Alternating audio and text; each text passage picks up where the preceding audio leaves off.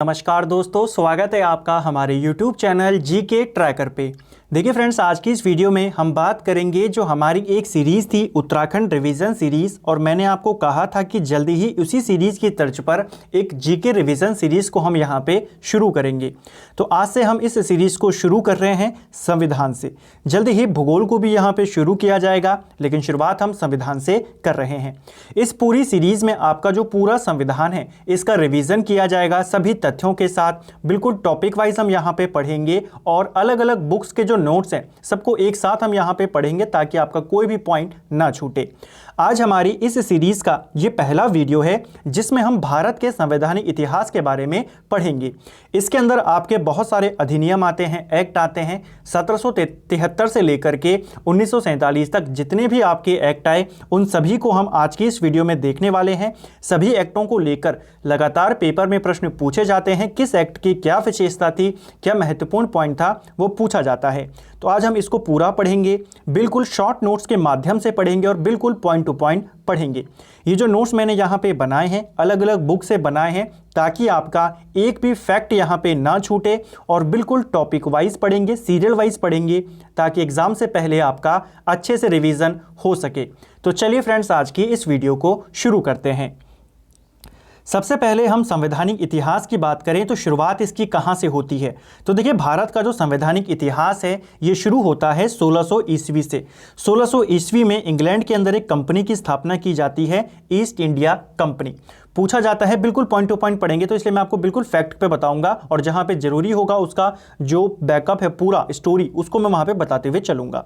East India company 1600 ईस्वी में बनाई जाती है। उस समय इंग्लैंड की महारानी कौन थी? एलिजाबेथ प्रथम।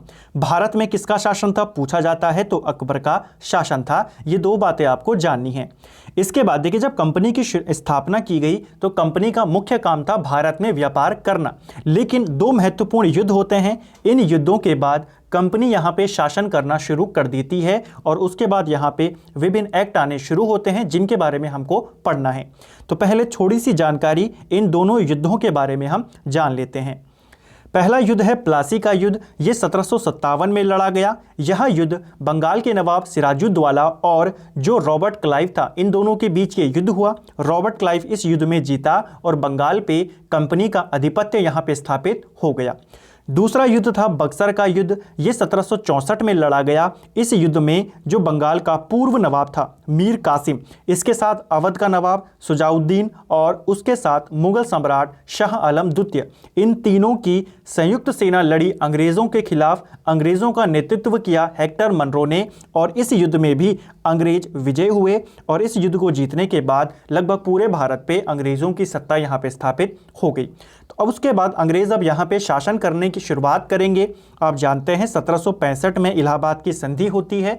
इसके तहत मुगल सम्राट को भी कंपनी अपने संरक्षण में ले लेती है। तो अब कंपनी शासन के लिए यहाँ पे ध्यान देगी और विभिन्न एक्टों को बनाएगी। उन एक्टों को हमको पढ़ना है। तो चलिए शुरू करेंगे। अब सबसे पहला एक्ट है आपका रेगुलेटिंग एक्ट। देखिए, रेगुलेटिंग एक्ट जो था ये 1773 में आया। पूछा जाता है रेगुलेटिंग एक्ट कब आया? 1773 में आया। और कंपनी को नियंत्रित करने के लिए ब्रिटिश सरकार के द्वारा जो पहला कदम उठाया गया वो आपका रेगुलेटिंग एक्ट था। इसके तहत क्या क्या चीज़ें की गई, मुख्य बिंदु उन सभी को पढ़ेंगे। एक एक पॉइंट को मैं आपको समझाते हुए चलूंगा ताकि आपका रिवीजन हो सके।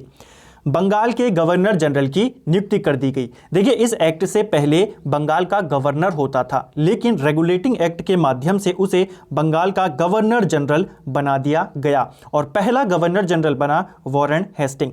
पूछा जाता है बंगाल का पहला गवर्नर जनरल कौन था? Warren Hasting. वॉरेन हेस्टिंग की नियुक्ति कौन से एक्ट के माध्यम से हुई? रेगुलेटिंग एक्ट 1773 के माध्यम से हुई। ठीक है। दूसरा जो महत्वपूर्ण पॉइंट हुआ, इसके तहत इस एक्ट के माध्यम से भारत में केंद्रीय प्रशासन की नींव डाली गई। केंद्रीय प्रशासन की नींव का अर्थ क्या हुआ? देखिए, उस समय आप जानते हैं 1773 है। उस समय भारत के अंदर अंग्रेजों की 3 मुख्य प्रेसिडेंसी थी, मद्रास प्रेसिडेंसी, कलकत्ता और आपकी बम्बई प्रेसिडेंसी। केंद्रीय प्रशासन के तहत यहाँ पे ये किया गया कि जो आपकी कलकत्ता प्रेसिडेंसी है उसको सर्वश्रेष्ठ कर दिया गया, जो दोनों बाकी प्रेसिडेंसी हैं उसको कलकत्ता के अधीन कर दिया गया। इससे पहले तीनों आज़ाद थी, लेकिन 1773 का रेगुलेटिंग एक्ट, इसके माध्यम से केंद्रीय प्रशासन शुरू किया गया, यानी कि जो दोनों प्रेसिडेंसियां हैं मद्रास और बंबई, वो अब किसके अधीन होंगी? कलकत्ता के अधीन होंगी। ठीक है, उन दोनों के लिए जो नियम वगैरह बनाए जाएंगे वो कलकत्ता के माध्यम से बनाए जाएंगे। तो केंद्रीय प्रशासन की नींव भारत में कब डाली गई? 1773 के अधिनियम के माध्यम से। अगला इंपॉर्टेंट पॉइंट जो है यहाँ पे वो है बोर्ड ऑफ डायरेक्टर की स्थापना। रेगुलेटिंग एक्ट के माध्यम से बोर्ड ऑफ डायरेक्टर की स्थापना यहाँ पे की गई। ये जो बोर्ड ऑफ डायरेक्टर था इसकी स्थापना ब्रिटिश सरकार की तरफ से की गई कंपनी के ऊपर नियंत्रण करने के लिए। ठीक है, अगला जो इंपॉर्टेंट पॉइंट है यहाँ का वो है कंपनी के राजनीतिक और व्यापारिक कार्यों को मान्यता दे दी गई। यानी कि इसका अर्थ क्या हुआ?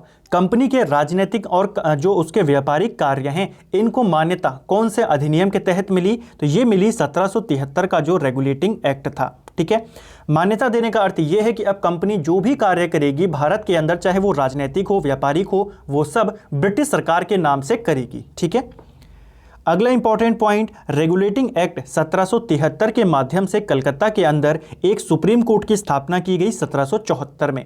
देखिए कंफ्यूजिंग क्वेश्चन है, अगर आपको पूछेगा कलकत्ता में जो सुप्रीम कोर्ट बनाया गया ये कौन से अधिनियम के माध्यम से बनाया गया, तो आप बताएंगे 1773 का रेगुलेटिंग एक्ट। लेकिन अगर पूछेगा इसकी स्थापना कब की गई, तो स्थापना 1774 में की गई। ठीक है, इसके अंदर आपके टोटल 4 जज थे, जिसमें एक आपका जो था चीफ जस्टिस था और बाकी आपके अन्य 3 जज थे। पहला मुख्य न्यायाधीश कौन है पूछा जाता है, तो एलिजा एम्पे जो था ये कलकत्ता जो सुप्रीम कोर्ट है उसका पहला चीफ जस्टिस था। ठीक है, अन्य 3 आपको नाम याद रखने हैं, पूछे जा सकते हैं, चेम्बर्स, लिमेस्टर और हाइड। ये अन्य 3 जज थे। टोटल जज कितने थे? टोटल जज 4 थे। ठीक है, उनमें एक मुख्य न्यायाधीश था, 3 आपके सिंपल जज थे। चलिए, तो ये था रेगुलेटिंग एक्ट जिसके बारे में सारे प्रावधान हमने यहाँ पे जाने। अब चलेंगे अगले एक्ट की तरफ जो है आपका एक्ट ऑफ सेटलमेंट। देखिए एक्ट ऑफ सेटलमेंट ये आया 1781 में और रेगुलेटिंग एक्ट की जो जो कमियां रह गई थी उनको इस एक्ट के माध्यम से कवर अप करने का प्रयास किया गया। यहाँ पे क्या किया गया, जो महत्वपूर्ण बिंदु है वो ये है कि गवर्नर जनरल और उसकी परिषद को सुप्रीम कोर्ट के अधिकार से बाहर कर दिया गया। आप जानते हैं अभी हमने ऊपर पढ़ा सुप्रीम कोर्ट की स्थापना कर दी गई, तो सुप्रीम कोर्ट अब गवर्नर जनरल के ऊपर कोई भी केस नहीं कर सकता या उससे संबंधित किसी भी मामले की सुनवाई नहीं कर सकता, ये कहा गया एक्ट ऑफ सेटलमेंट में। ठीक है, 1781 में, ये आपको ध्यान रखना है। इसके अलावा जो रेवेन्यू है, राजस्व का जो मुद्दा है, उसके ऊपर भी सुप्रीम कोर्ट हस्तक्षेप नहीं कर सकता। ठीक है, ये पॉइंट भी आपको ध्यान रखना है। तो एक्ट ऑफ सेटलमेंट कब आया? ये 1781 में आया। देखिए ये जो मैंने यहाँ पे पॉइंट्स बनाए हैं, ये जो सारे नोट्स हैं, ये आपके लूसेंट, किरण, लक्ष्मीकांत पॉलिटी, इसके अलावा एनसीईआरटी सार संग्रह, और इसके अलावा जो आपकी एक और बुक आती है जीके की ज्ञान दर्शन, सभी से मिक्स करके मैंने बनाए हैं ताकि आपका एक भी पॉइंट ना छूटे। तो अगर आपको वीडियो पसंद आ रहा हो वीडियो को लाइक जरूर करें। चलिए अब बात करेंगे पिट्स इंडिया एक्ट की। देखिए पिट्स इंडिया एक्ट हुआ क्या, ये हमारे लिए एक बहुत ही ज़्यादा इंपॉर्टेंट एक्ट है। पिट्स इंडिया एक्ट आपके 1784 में आया। इसके माध्यम से भारत में दोहरे प्रशासन का आरंभ कर दिया गया। अभी हमने केंद्रीय प्रशासन पढ़ा, वो रेगुलेटिंग एक्ट था। यहाँ पे दोहरे प्रशासन की शुरुआत कर दी गई। दोहरे प्रशासन का अर्थ है यहाँ पे पहले से बोर्ड ऑफ डायरेक्टर तो था यहाँ पे, ठीक है, लेकिन अब बोर्ड ऑफ कंट्रोलर का भी गठन कर दिया गया। ठीक है, बोर्ड ऑफ कंट्रोलर की स्थापना किस एक्ट के माध्यम से की गई? Pitt's India act 1784। जो बोर्ड ऑफ डायरेक्टर था ये कंपनी के व्यापारिक मामलों को कंट्रोल करता था, व्यापारिक मामलों को देखता था। बोर्ड ऑफ कंट्रोलर कंपनी के राजनीतिक मामलों को देखने लगा। ठीक है, पूछा जा सकता है कि जो बोर्ड ऑफ कंट्रोलर है बीओडी और बीओसी, इनका कार्य क्या था? ये आपके राजनीतिक ये आपके व्यापारिक मामलों को देखेगा और कंट्रोलर आपकी राजनीति को कंट्रोल करेगा। ठीक है, चलिए इसके बाद क्या हुआ, जो आपका पिट्स इंडिया एक्ट हो गया। पिट्स इंडिया एक्ट में इंपॉर्टेंट बात क्या थी, आपके दोहरे प्रशासन की नींव रख दी गई। दूसरा important point Pitt's India act के माध्यम से ये हुआ, इंग्लैंड के अंदर एक प्रीवी काउंसिल की स्थापना कर दी गई, यानी कि इंग्लैंड में एक कोर्ट की स्थापना कर दी गई, जिसको यह अधिकार दे दिया गया कि वो भारत के गवर्नर जनरल, जो उस समय बंगाल का गवर्नर जनरल है, उसके ऊपर वो केस कर सकता है या उसके ऊपर वो सुनवाई कर सकता है। इसी एक्ट के विरोध में, जो ये पिट्स इंडिया एक्ट था, इसी के विरोध में वॉरेन हेस्टिंग ने इस्तीफा दिया अपना, ये आप जानते हैं, ठीक है। पूछा जाता है वॉरेन हेस्टिंग ने किस एक्ट के विरोध में इस्तीफा दिया, तो पिट्स इंडिया एक्ट के विरोध में, ठीक है। चलिए, अब अगला जो आपका एक्ट आएगा, हमने यहां पे बोर्ड ऑफ कंट्रोलर की स्थापना पढ़ ली। इसके बाद जो अगला इंपॉर्टेंट एक्ट है वो है 1793 का अधिनियम। इसके तहत क्या प्रावधान किया गया, तो एक ही महत्वपूर्ण प्रावधान है कि इसमें जो बोर्ड ऑफ कंट्रोलर था, इसके सदस्यों को भारतीय राजस्व से वेतन दिया जाएगा। ये व्यवस्था कौन से अधिनियम के माध्यम से की गई, तो 1773 का जो अधिनियम था उसने ये कहा कि इसके सदस्य, इसके अंदर टोटल 6 सदस्य थे, और ये कहा गया इनको जो तनख्वाह दी जाएगी वो भारत के खजाने से दी जाएगी, ठीक है, 1793 में। अगला जो एक्ट है वो है 1813 का चार्टर अधिनियम। देखिए, 1813 का जो अधिनियम आया, इसके तहत सबसे महत्वपूर्ण पॉइंट, ईसाई पादरियों को भारत आने की अनुमति दे दी गई। यानी कि जो भी ईसाई धर्मगुरु थे, ईसाई पादरी थे, वो भारत में आके ईसाई धर्म का प्रचार प्रसार कर सकें, अभी तक उनको अनुमति नहीं थी। लेकिन 1813 का जो एक्ट आया, इसके माध्यम से उन्हें भारत आने की अनुमति दे दी गई, ईसाई धर्म को प्रचार प्रसार करने की अनुमति उनको दे दी गई, ठीक है। दूसरा पॉइंट, कंपनी के अधिकार पत्र को 20 सालों के लिए बढ़ा दिया गया। ये इंपॉर्टेंट पॉइंट है, ध्यान रखेंगे, ठीक है। इसके बाद कंपनी का भारत से व्यापार का एक अधिकार समाप्त कर दिया गया। मोस्ट इंपॉर्टेंट है, अभी तक क्या था कि अगर आप इंग्लैंड में रहते हैं या किसी भी देश में रहते हैं, आपको भारत के साथ व्यापार करना है, आपको कंपनी के पास जाना होगा, कंपनी के साथ आप व्यापार कीजिए, वो आपका इनडायरेक्ट व्यापार होता था।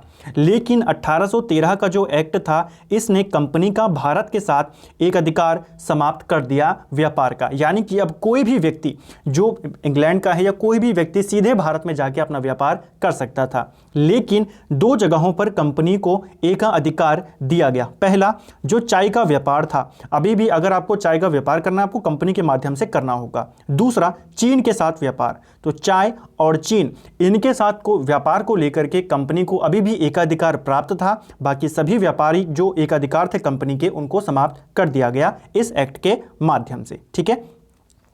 एक और चीज जो ये 1813 का एक्ट था, इसके तहत किया गया कि सबसे पहले जो आपकी वेस्टर्न एजुकेशन है, यानी कि आपकी पश्चिमी शिक्षा है, उसको विकास के मंजूरी को यहाँ पे दे दी गई। यानी कि पश्चिमी शिक्षा के विकास को मंजूरी कौन से अधिनियम के तहत दी गई, 1813 का अधिनियम। और इसके तहत ही, इसी अधिनियम के तहत ये प्रावधान किया गया कि शिक्षा के ऊपर हर साल 1 लाख रुपए का खर्च किया जाएगा। ये एक्स्ट्रा पॉइंट है, आप इनको नोट करते हुए जरूर चलें। इसके अलावा ये जो आपका 1813 का एक्ट है, इसी के माध्यम से जो आपकी स्थानीय सरकारें थी, लोकल गवर्नमेंट थी, उनको ये अधिकार दिया गया कि आप अपने निवासियों के ऊपर टैक्स लगा सकते हैं। यानी कि लोकल सरकारों को टैक्स लगाने का अधिकार कब दिया गया, 1813 के अधिनियम के तहत, ठीक है। चलिए, अब चलेंगे 1833 का चार्टर अधिनियम। 1833 का अधिनियम हमारे लिए इंपॉर्टेंट है। क्या हुआ इसके अंदर, देखिए, गवर्नर जनरल ऑफ इंडिया का पद बनाया गया। यानी कि इसके माध्यम से अभी तक जो शासन करता था यहाँ पे, वो था बंगाल का गवर्नर जनरल, अब उसको भारत का गवर्नर जनरल बना दिया गया। और भारत का पहला गवर्नर जनरल कौन बना, विलियम बेंटिक। पद बदल दिया गया, अब पूरे भारत का गवर्नर जनरल इसको बना दिया गया। इसके अलावा और यहाँ पे क्या किया गया, भारतीय प्रशासन का केंद्रीयकरण किया गया। यानी कि अभी तक तो ये केवल बंगाल का देखता था और दोनों प्रेसिडेंसियां इसके अंतर्गत थी, लेकिन अब जो ये बना है, पूरे भारत का गवर्नर जनरल बना है। अब पूरे भारत के जितने भी ब्रिटिश क्षेत्र हैं, उन सब के सभी अधिकार, सारी शक्तियां किसके पास चली गई, विलियम बेंटिक के पास चली गई। तो ये आपको ध्यान में रखना है कि भारत का केंद्रीयकरण कब किया गया, तो वो आपके 1833 का जो अधिनियम था उसके तहत किया गया, जब गवर्नर जनरल ऑफ इंडिया का पद बनाया गया, ठीक है। दूसरा जो इंपॉर्टेंट काम यहाँ पे किया गया, कंपनी के व्यापारिक अधिकार समाप्त कर दिए गए। ये बहुत इंपॉर्टेंट पॉइंट है। देखिए अभी तक कंपनी का काम क्या था, शासन भी करना, व्यापार भी करना, लेकिन अब 1833 के एक्ट के माध्यम से कंपनी के जितने भी व्यापारिक अधिकार थे उनको खत्म कर दिया गया। कंपनी का अब केवल एक काम था, ब्रिटिश सरकार की तरफ से भारत में शासन करना। ठीक है, व्यापार अब इनके ऊपर बिल्कुल भी बंद कर दिया गया।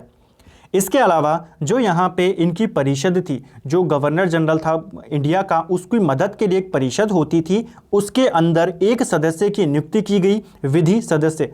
पूछा जाता है कि जो गवर्नर जनरल ऑफ इंडिया है उसकी परिषद में विधि सदस्य की नियुक्ति कौन से अधिनियम के तहत की गई, 1833 के तहत, और वो विधि सदस्य था लॉर्ड मैकाले। ठीक है, इसी की अध्यक्षता में इसी अधिनियम के तहत विधि आयोग का गठन भी किया जाता है। ठीक है, तो ये आपको ध्यान रखना है। विधि आयोग का गठन पूछेगा कब हुआ, 1833 के अधिनियम के तहत हुआ, मैकाले की अध्यक्षता में। ये पॉइंट आपको ध्यान रखना है। ठीक है, चलिए इसके बाद हम चलेंगे 1853 का चार्टर अधिनियम।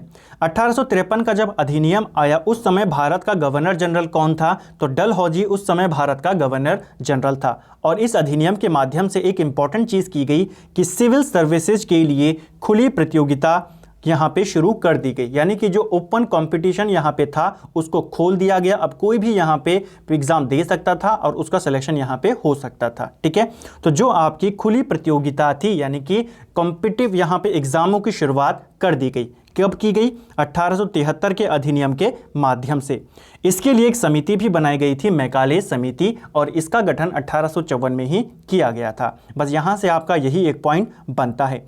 इसके अलावा इसी एक्ट के माध्यम से, ये जो 53 का एक्ट है, इसी के माध्यम से बंगाल के लिए एक लेफ्टिनेंट गवर्नर यानी कि उपराज्यपाल की व्यवस्था भी की गई। तो ये पॉइंट भी आपको ध्यान रखना है। बंगाल के लिए उपराज्यपाल की नियुक्ति कौन से अधिनियम के तहत की गई, तो ये आपके 1853 का अधिनियम के तहत की गई। इन सभी को आपको नोट करते हुए चलना है, आपको यहाँ पे ज़रूर फायदा इसका होगा। ठीक है, चलिए अब चलेंगे 1858 के भारत शासन अधिनियम के तहत।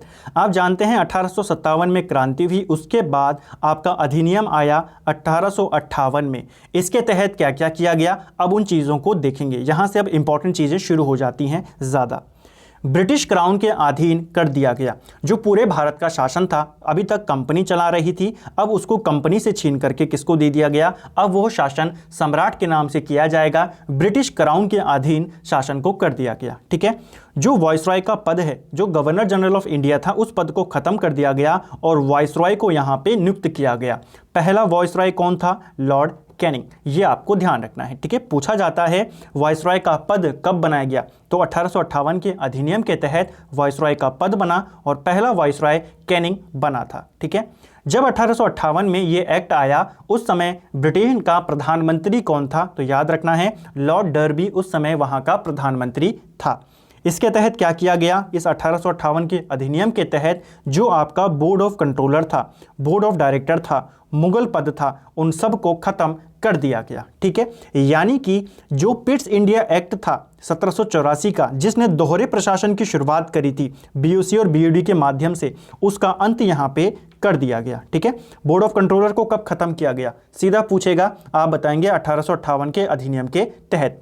बोर्ड ऑफ डायरेक्टर भी यहीं पे खत्म हुआ, मुगल पद को भी समाप्त यहाँ पे कर दिया गया। ठीक है, चलिए इस अधिनियम के तहत एक नया पद बनाया गया। देखिए वायसरॉय का पद तो बना ही बना, इसके तहत भारत राज्य सचिव का पद बना, जो कि ब्रिटिश कैबिनेट का सदस्य होता था और संसद के प्रति उत्तरदायी होता था। वायसरॉय भारत में सम्राट का प्रतिनिधि होता था और जो भारत राज्य सचिव होता था ये ब्रिटिश संसद में बैठता था और ये वहाँ के यानी कि ब्रिटिश सरकार का प्रतिनिधि होता था। ठीक है, तो ये आपको ध्यान रखना है। भारत राज्य सचिव का पद कब बना, 1858 की अधिनियम के तहत यह पद बना। इसके अलावा एक 15 सदस्य भारत परिषद का गठन भी किया गया। ठीक है, ये पॉइंट भी आपको ध्यान रखना है कि 1858 के अधिनियम के तहत एक परिषद बनाई गई जिसमें कुल 15 सदस्य होते थे। 15 सदस्य ये भारत परिषद थी। इसमें 8 सदस्य जो होते थे वो ब्रिटिश सरकार की तरफ से होते थे और 7 सदस्य अभी भी कंपनी की तरफ से यहाँ पे नियुक्त किए जाते थे। ठीक है, चलिए इसके बाद आया आपका 1861 का भारत परिषद अधिनियम। यहाँ पर भी इंपॉर्टेंट है, यहाँ से भी आपके काफ़ी सारे प्रश्न बनते हैं। जो भारत परिषद अधिनियम था 1861 का, इसके तहत जो सबसे महत्वपूर्ण चीज़ थी वो थी विभागीय प्रणाली की शुरुआत। विभागीय प्रणाली की शुरुआत यानी कि जो आपका मंत्रिमंडलीय व्यवस्था है, पोर्टफोलियो सिस्टम, जैसे आज हम देखते हैं कि अलग अलग मंत्रियों को अलग अलग विभाग दिए गए हैं, तो उसकी शुरुआत 1861 का जो अधिनियम है इसी के माध्यम से की गई। किसके द्वारा की गई? लॉर्ड कैनिंग के द्वारा। ठीक है, ये पॉइंट आपको याद रखना है। दूसरा, विधान परिषद में वायसरॉय को भारतीयों को नामित करने का अधिकार दे दिया गया। जो समय विधान परिषद होती थी, यानी कि जो परिषद है आपकी कार्यकारिणी, उसके अंदर भारतीयों को नामित करने का अधिकार कब दिया गया? 1861 के माध्यम से दिया गया। और इसी का फायदा उठाया 1862 में लॉर्ड कैनिंग ने, जब उसने विधान परिषद में 3 भारतीयों को नामित किया। कौन कौन थे 3 भारतीय? तो एक आपके बनारस के राजा थे, एक आपके पटियाला के राजा थे, और एक व्यक्ति थे जिनका नाम था सर दिनकर राव। ठीक है, इन तीनों को विधान परिषद में नियुक्त किया गया लॉर्ड कैनिंग के माध्यम से। ठीक है, अगला जो महत्वपूर्ण बिंदु था वो ये था कि कानून बनाने की प्रक्रिया में भारतीयों को शामिल करने की शुरुआत कौन से अधिनियम के तहत हुई? 61 के तहत हुई। यानी कि जो कानून बनाने की प्रक्रिया हो गया, वहाँ पे भारतीयों को भी शामिल किया जाएगा। ठीक है, तो ये शुरुआत यहाँ पे कर दी गई। वायसरॉय को अध्यादेश जारी करने की शक्ति दे दी गई। मोस्ट इंपॉर्टेंट पॉइंट है, प्रश्न बनता है कि भारत का जो वायसरॉय था उस समय, उसको अध्यादेश जारी करने की शक्ति कब दी गई? कौन से अधिनियम के तहत दी गई? तो 1861 के अधिनियम के तहत उसे यह शक्ति दी गई। तो कुछ इंपॉर्टेंट बातें 1861 के अधिनियम की। अब बात करेंगे अगला जो अधिनियम है, ये है आपका 1869 का अधिनियम। ये भी इंपॉर्टेंट है। देखिए, इसके तहत क्या किया गया? जो वायसरॉय है, वायसरॉय को विदेश में रह रहे भारतीयों पर कानून बनाने का अधिकार दे दिया गया। पूछा जा सकता है आपको, किस अधिनियम के तहत वायसरॉय को यह अधिकार दिया गया कि विदेशों में रह रहे भारतीयों के ऊपर वो कानून बना सके? तो वो था आपका 1869 का अधिनियम। ठीक है, अब चलेंगे 1876 का अधिनियम, जिसे शाही उपाधि अधिनियम भी कहा जाता है। इस अधिनियम के तहत क्या हुआ? देखिए, उस समय जो वायसरॉय था उसका नाम था लिटन। लॉर्ड लिटन उस समय भारत का वायसरॉय था, और इसने महारानी विक्टोरिया को भारत की साम्राज्ञी इस अधिनियम के तहत घोषित कर दिया। तो ये पॉइंट है, आपको ध्यान रखना है कि महारानी विक्टोरिया को भारत की साम्राज्ञी यानी कि जैसे सम्राट होता है, सम्राट में ही सम्राट आपके पुरुषों के लिए होता है, महिलाओं के लिए साम्राज्ञी होता है। ठीक है, तो विक्टोरिया को भारत की साम्राज्ञी 1876 का जो अधिनियम है, जिसे शाही उपाधि अधिनियम कहते हैं, उसके तहत दिया गया। और उस समय वायसरॉय कौन था? लिटन उस समय वायसरॉय था। इसके बाद जो अगला अधिनियम है आपका, वो है 1892 का भारत परिषद अधिनियम। देखिए, साथ साथ में नोट्स बनाते हुए जरूर चलें, आपको ज़्यादा यहाँ पे फ़ायदा होगा। साथ में जो मैं एक्स्ट्रा नोट्स आपको बता रहा हूँ उनको भी आपको नोट करते हुए चलना है। और वीडियो आपको कैसा लग रहा है कमेंट करके आपको ज़रूर बताना है। साथ ही अगर आपका कोई सुझाव है कि हम इसको किस तरीके से करें, आप वो भी नीचे कर सकते हैं। अगर आपका अच्छा सपोर्ट मिलता है इस सीरीज़ को, तो मैं कोशिश करूँगा, जैसे हमने 10 दिन के अंदर आधे से ज़्यादा उत्तराखंड का पूरा रिविज़न कवर कर दिया था, उसी प्रकार हम यहाँ पर भी, आप जानते हैं आयोग ने कहा है कि आपका जो वीडियो का पेपर होना है दिसंबर के पहले या दूसरे हफ्ते में वो करवा देगा। यानी कि 10 दिसंबर से पहले आपके एग्जाम होने के चांसेस हैं। तो उससे पहले कोशिश करेंगे इतिहास, भूगोल, संविधान और अर्थशास्त्र इन सभी का हम रिवीजन कर सके। लेकिन उसके लिए आपको अपना सपोर्ट देना होगा। अगर आप अच्छा सपोर्ट करते हैं, मैं कोशिश करूंगा उसी प्रकार जैसे उत्तराखंड को हमने जल्दी से कवर किया, इसको भी कवर कर लें। वापस अब टॉपिक पे आते हैं। 1892 का जो भारत परिषद अधिनियम था, इसके तहत क्या क्या किया गया? देखिए, पहली चीज अप्रत्यक्ष चुनाव प्रणाली की शुरुआत यहां पे कर दी गई। अप्रत्यक्ष चुनाव प्रणाली यानी कि चुनाव तो होंगे, लोगों को यहां पे नामित किया जाएगा, जनता वोट नहीं करेगी। ठीक है, तो अप्रत्यक्ष चुनाव प्रणाली की शुरुआत आपको ध्यान रखना है 1892 का जो अधिनियम था उसके तहत हुई। लेकिन अगर आपको पूछेगा प्रत्यक्ष चुनाव प्रणाली, तो वो आपके 1919 के तहत हुई। ठीक है, दोनों में अलग डिफरेंस है, दोनों आपको ध्यान रखने हैं। दूसरा जो पॉइंट यहाँ पे किया गया 92 के तहत बजट पर बहस करने का अधिकार दे दिया गया। देखिए जो भारतीय सदस्य होते थे विधान परिषद के अंदर, उनको ये अधिकार नहीं था कि वो बजट के ऊपर प्रश्न पूछ सकें सरकार से, लेकिन 92 के अधिनियम के तहत भारतीयों को यह अधिकार दे दिया गया कि वो बजट पर बहस कर सकते हैं, सरकार से सवाल भी पूछ सकते हैं। ठीक है, अगला जो अधिनियम है यह है आपका 1909 का भारत परिषद अधिनियम। भारत परिषद अधिनियम ये 1909, इस समय जो वॉइसरॉय था वो था लॉर्ड मिंटो। भारत सचिव कौन है? मॉर्ले उस समय भारत सचिव था, और इसीलिए इस जो ये अधिनियम है इसे मॉर्ले मिंटो सुधार भी कहा जाता है। ठीक है, वॉइसरॉय मिंटो है, सचिव मॉर्ले है। जो वॉइसरॉय है ये भारत में काम करता था, सचिव ब्रिटेन में काम करता था, और इसीलिए इसको मॉर्ले मिंटो सुधार कहा गया। ठीक है, अब इसकी विशेषताओं को देखते हैं। सबसे विशेष जो यहाँ पे थी वो थी आपकी सांप्रदायिक निर्वाचन की शुरुआत। आपको पूछा जाता है किस अधिनियम के तहत सांप्रदायिक निर्वाचन की व्यवस्था की गई, तो वो था आपका मॉर्ले मिंटो सुधार या 1909 का अधिनियम। ठीक है, दोनों याद रखना है, पूछे जाते हैं।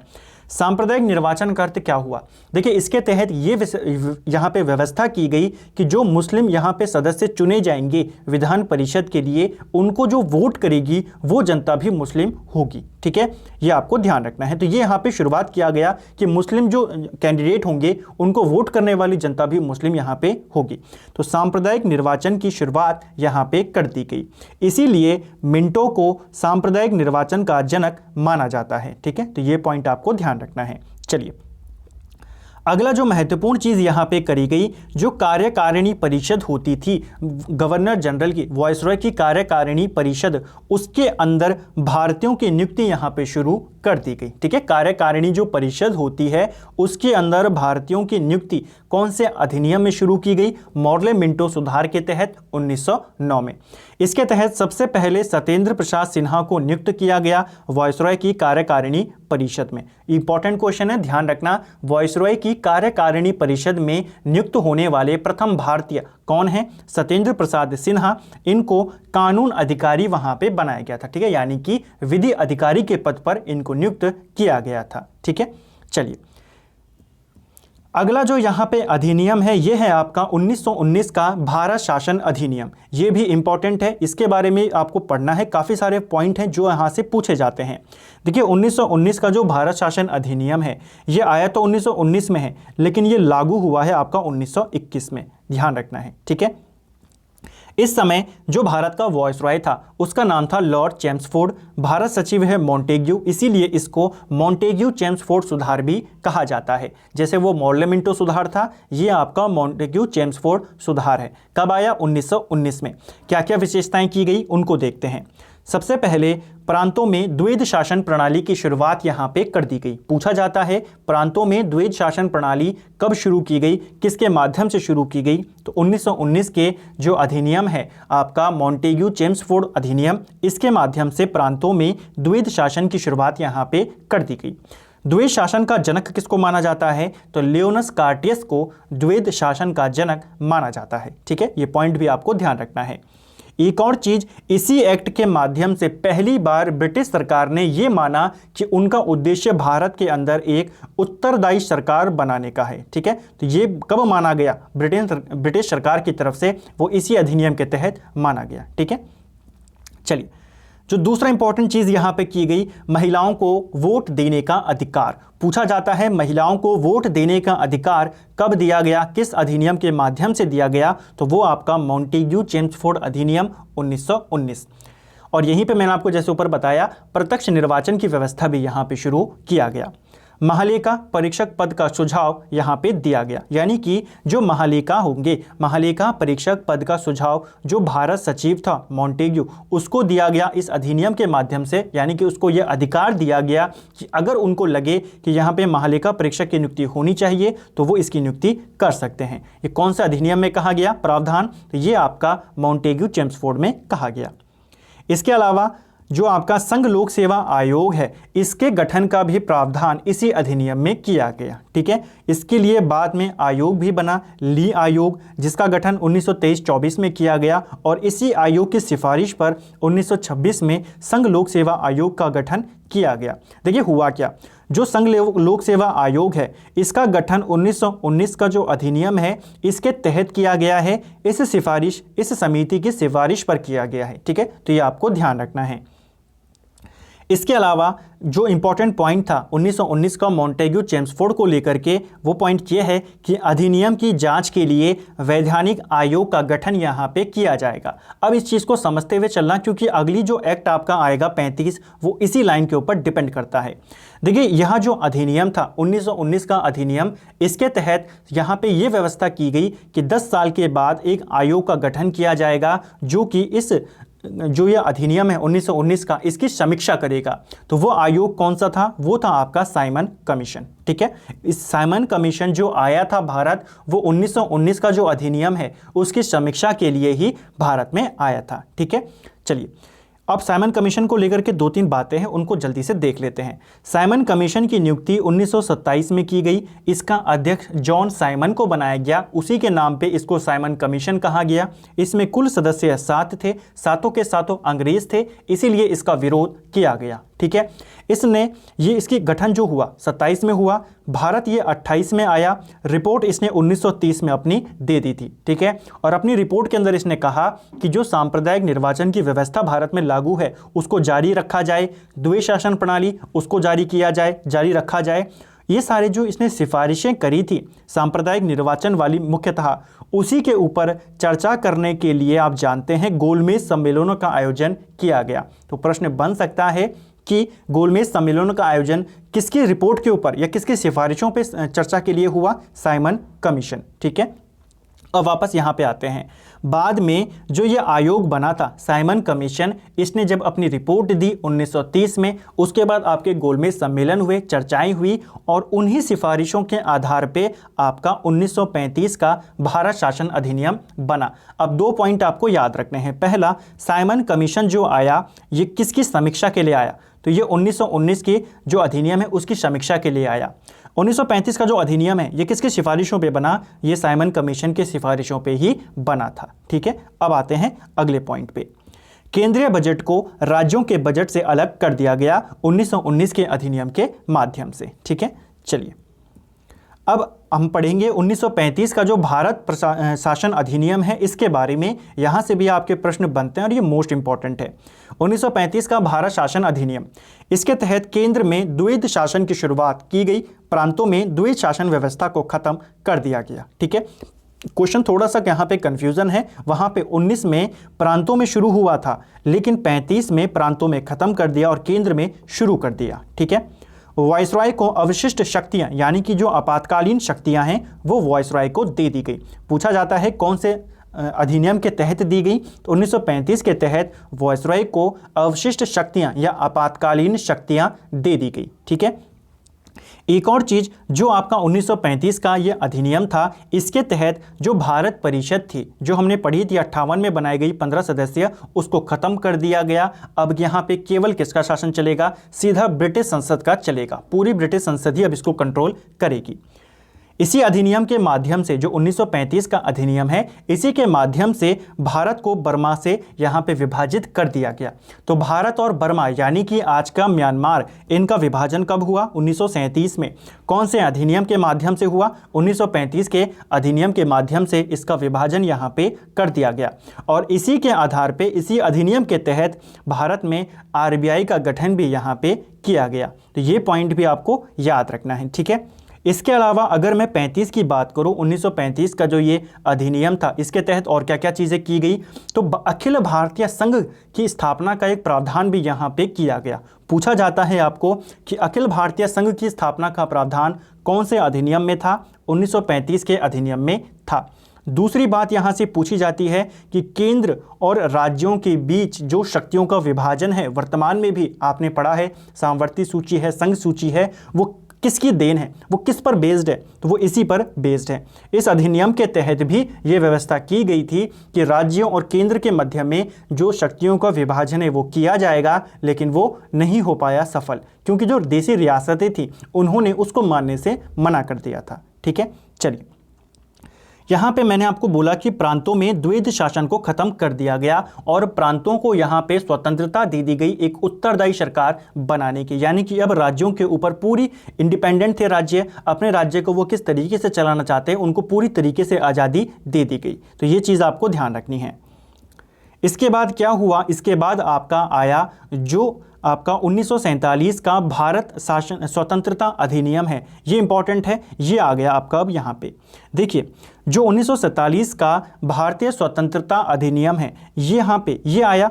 उस समय भारत का वॉइसरॉय कौन था, भारत का वॉइसरॉय है माउंटबेटन। ठीक है, ये आपका 4 जुलाई 1947 को ब्रिटिश संसद में पेश हुआ ये अधिनियम और 18 जुलाई को ये पारित हो गया। ठीक है, इसके बाद जो आपका हुआ इस अधिनियम में कुल धाराएं कितनी थी, तो इस अधिनियम में टोटल धाराएं यहाँ पे 20 थी। ठीक है, और इसी अधिनियम के तहत ये डिसाइड किया गया कि 15 अगस्त को 2 अधिराज्य, 2 स्वतंत्र राज्य बना दिए जाएंगे, भारत और पाकिस्तान। ठीक है, संविधान बनने तक यहाँ पे जो शासन चलेगा, क्योंकि दोनों देशों का अभी संविधान बना नहीं था, तो ये व्यवस्था की गई कि जब तक संविधान बनेगा तब तक जो शासन चलेगा दोनों देशों का वो आपके 1935 का जो अधिनियम है उसी के माध्यम से चलेगा। प्रश्न बनता भी है कि भारतीय संविधान बनने तक भारत का शासन किस पर आधारित था, 1935 के संविधान पे, जो 1935 का अधिनियम है उसके ऊपर आधारित था। ठीक है, ये कुछ बातें हैं। 1-2 पॉइंट और हैं जो आपको यहाँ पे नोट करने हैं। देखिए उस समय वाइसरॉय कौन है, माउंटबेटन। माउंटबेटन ने भारत विभाजन की योजना प्रकाशित करी थी। वो योजना कब आई थी, तो वो योजना आपकी 3 जून 1947 को आई थी। ठीक है, भारत विभाजन की माउंटबेटन योजना कब आई, ये आपके 3 जून को आई थी। ठीक है, इसके अलावा एक फैक्ट आपका यहाँ पे 1945 वाले में रह गया है, आप इसको नोट डाउन करना।